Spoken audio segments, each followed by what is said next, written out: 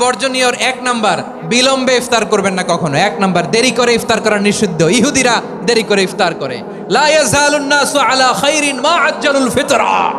বিশ্বনবী বলেছেন, এই উম্মত যতদিন আগে আগে ইফতার করবে, এই উম্মতের কপাল থেকে কল্যাণ কেউ ছিনিয়ে নিতে পারবে না। চিল্লায় বলেন ঠিক কি না?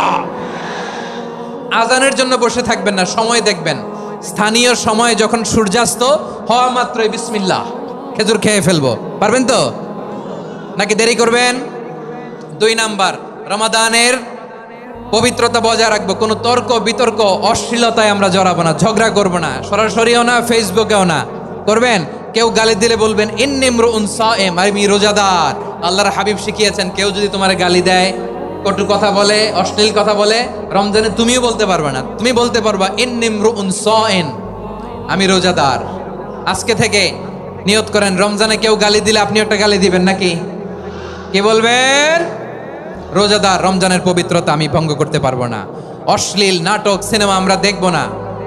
যে রমজানে মিথ্যা কথা, মিথ্যা কাজ, মিথ্যা সাক্ষী ছাড়তে পারে নাই, তার না খেয়ে থাকা, উপবাস থাকা দিয়ে আল্লাহর কিছু যায় আসে না।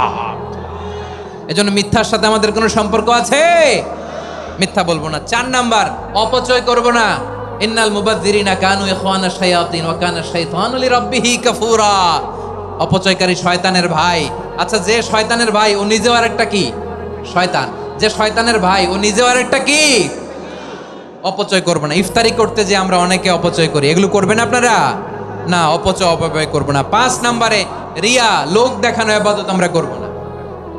লোক দেখানোর জন্য নামাজ, রোজা, জিকির, তেলাওয়াত, দান, সদকা এগুলো করলে আল্লাহর দরবারে এগুলো কবুল হবে।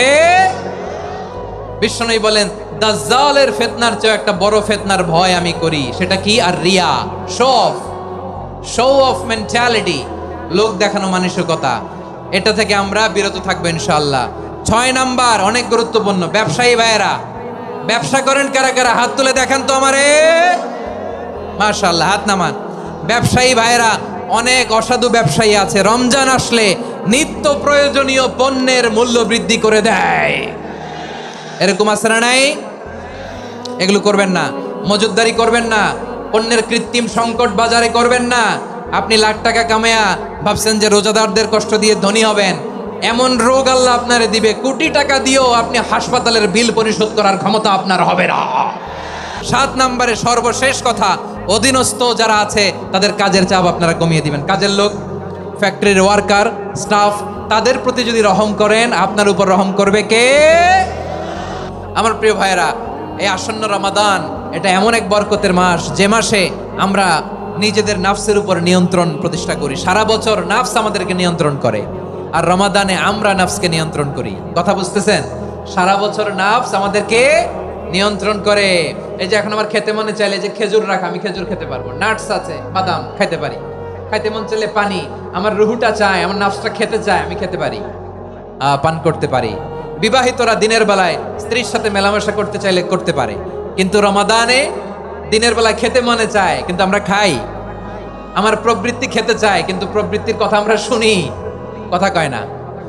রমজানে খেতে মন চাইলে আমরা খাই। তৃষ্ণায় গলা ফেটে যায়, গলার ছাতি ফেটে যায়, কিন্তু এক ঢোক পানি কি আমরা গিলি?